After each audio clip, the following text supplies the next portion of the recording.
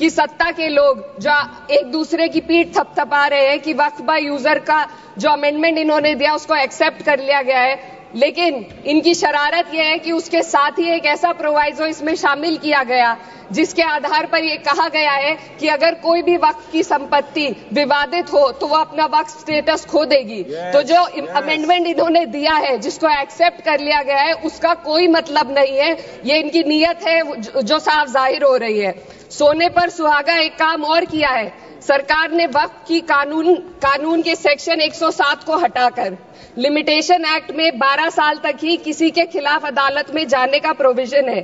Section 107 में board को limitation act से राहत मिली हुई थी। वक्फ बोर्ड कभी भी अवैध कब्जाधारियों के खिलाफ अदालत जा सकता था। अगर ये सेक्शन ना हो तो अवैध कब्जा करने वाले लोग कानूनी प्रक्रिया का फायदा उठाकर वक्फ की प्रॉपर्टी को हड़प सकते हैं। अन्य धार्मिक ट्रस्टों पर भी ये लिमिटेशन एक्ट लागू नहीं होती, तो फिर वक्फ बोर्ड के साथ ये सौतेला रवैया क्यों किया जा रहा है? धर्म को देखकर दोहरी नीति क्यों अपनाई जा रही है? सेक्शन 107 और वक्फ बाय यूजर को अगर एक साथ पढ़ा जाए तो इससे लाखों वक्फ की प्रॉपर्टी पर कब्जा किया जाएगा। इसलिए ये बिल मुसलमान की भलाई का नहीं बल्कि उनके वजूद और विरासत को मिटाने का बिल है। हिंदुस्तान में बहुत सारे धार्मिक ट्रस्ट हैं जिसमें उस खास मजहब के लोग शामिल होते हैं और उसका इंतजाम करते हैं, और ये बात समझ में आने वाली भी है क्योंकि जो व्यक्ति अपने मजहब के रीति रिवाज को जितना अच्छे से समझ सकता है किसी अन्य मजहब का व्यक्ति नहीं समझ सकता। आर्टिकल 26 क्लॉज 2 के तहत धार्मिक संप्रदाय को अपने मजहबी इदारों के एडमिनिस्ट्रेशन का हक देता है, लेकिन वक्फ बोर्ड के बारे में इसको उल्टा किया जा रहा है। Sir 2 minute sir please 2 minutes. सरकार इसे एक सेक्युलर बॉडी मान रही है और इसमें गैर मुस्लिमों को शामिल करने की बात कह रही है। आपके मुंह से सेक्युलरिज्म की बात सुनकर अच्छा लगा, लेकिन अगले ही पल ये भ्रम टूट जाता है क्योंकि आपको सिर्फ दान देने के लिए प्रैक्टिसिंग मुस्लिम का आपने क्लॉज डाला है, लेकिन बोर्ड में बैठने के लिए मुस्लिम होने की कोई आपकी क्लॉज नहीं है। तो इससे आपकी जो दोहरी नीति है वो साफ जाहिर होती है। ये वही सरकार है जिसने राम जन्मभूमि ट्रस्ट में ये लिख दिया कि जिला अधिकारी भी अगर होगा तो हिंदू होना चाहिए। कोई मुझे बताए कि वहां पर सेक्युलरिज्म का रस क्यों नहीं घोला गया?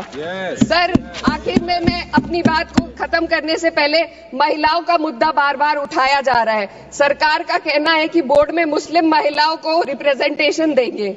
इस कानून से पहले भी मुस्लिम महिलाएं बोर्ड में मेंबर रह चुकी हैं और मिनिमम 2 का प्रोविजन था, उससे ज्यादा भी हो सकती थी। सर मैं ये कहना चाहती हूँ कि सरकार ने महिलाओं के लिए ऐसा कौन सा नया काम किया जिसका ढिंडोरा सरकार का हर सदस्य पीट रहा है?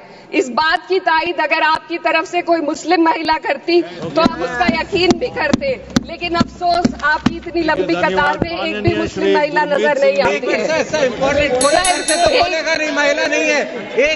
मैं खुद एक मुस्लिम महिला हूँ, मैं सिर्फ एक मैं माइनॉरिटी महिला हूँ। इस सदन में हम सिर्फ 2 महिलाएं हैं और उस नाते से मैं ये बात कहना चाहती हूँ कि इस बिल के माध्यम से मुस्लिम महिलाओं को कुछ नहीं मिल रहा है। ये हमें कुछ नहीं देना चाहते, सिर्फ टोकनिज्म हमारे नाम पर बनाकर एक नैरेटिव मीडिया में चलाना चाहते हैं। तो ये बिल मुसलमान की भलाई का नहीं, उनकी पहचान को मिटाने का है।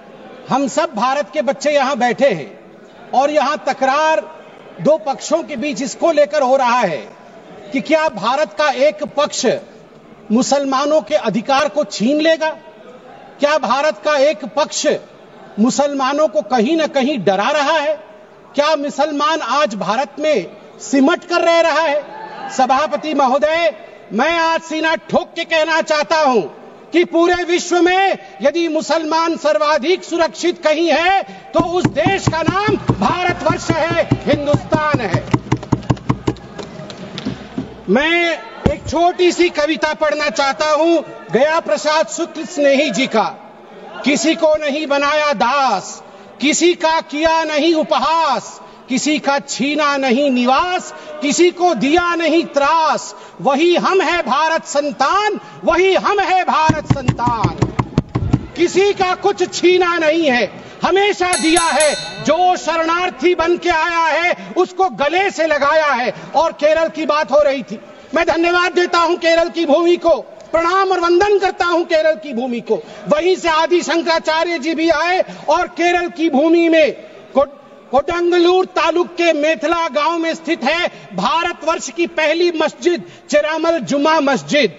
और चेरा राजा चेरामल पेरुमल ने इस मस्जिद के लिए जगह स्थान दिया था। यह है भारत का कल्चर, यह है भारत माता। और इस भारत के ऊपर आप संदेह दिखा रहे हैं।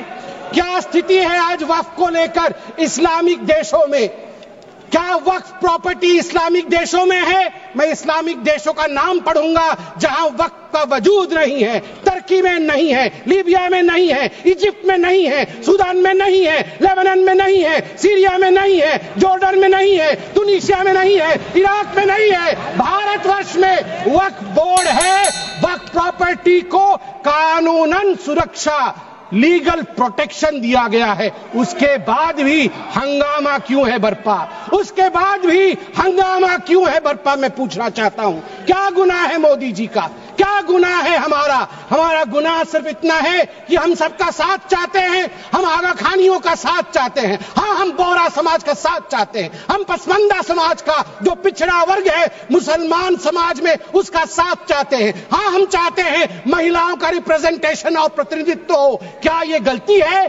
क्या मोदी जी गलती कर रहे हैं? आप बताइए। हम सबका विकास चाहते हैं। हम चाहते हैं वक्फ औलाद के अंतर्गत जब आपकी फैमिली लाइन समाप्त होती हो उस समय अगर एक बेवा हो, उस समय यदि तलाकशुदा महिला हो, उसको नजरअंदाज करते हुए किसी भी कीमत पर प्रॉपर्टी जो है वो वक्फ पे पास नहीं जानी चाहिए।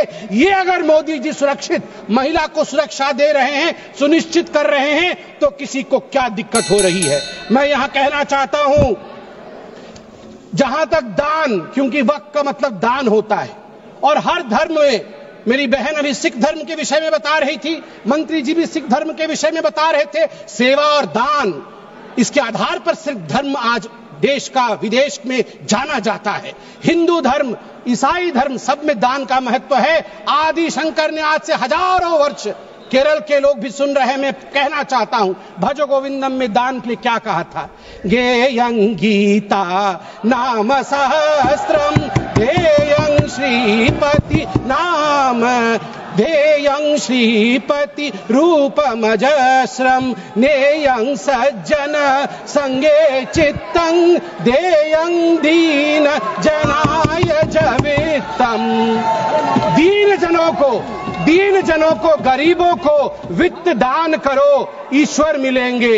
भगवान का नाम लो, गीता का ध्यान करो, ईश्वर मिलेंगे। और वही इस्लाम में भी ज़कात, सदका और सदके जरिए के नाम से जिक्र किया गया है।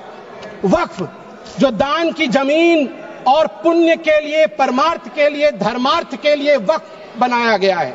वक्फ के बोर्ड में आज जो लोग कह रहे हैं कि वक्फ एक्ट में ये जो अमेंडमेंट है ये अनकॉन्स्टिट्यूशनल है, ये किस आधार पे कह सकते हैं? 1995 में वक्फ एक्ट आया, मतलब उससे पहले से चल रहा था। 1995 एक्ट के अंतर्गत अभी हम चल रहे हैं। 1995 के बाद आप याद करिए 2013 में भी अमेंडमेंट हुआ। उससे पहले 1954 में, 1959 में, 1964 में, 1969 में और 1984 में अमेंडमेंट्स या संशोधन हुए हैं। अगर वो सारे संशोधन ठीक थे तो आज ये संशोधन अनकॉन्स्टिट्यूशनल कैसे हो सकते हैं?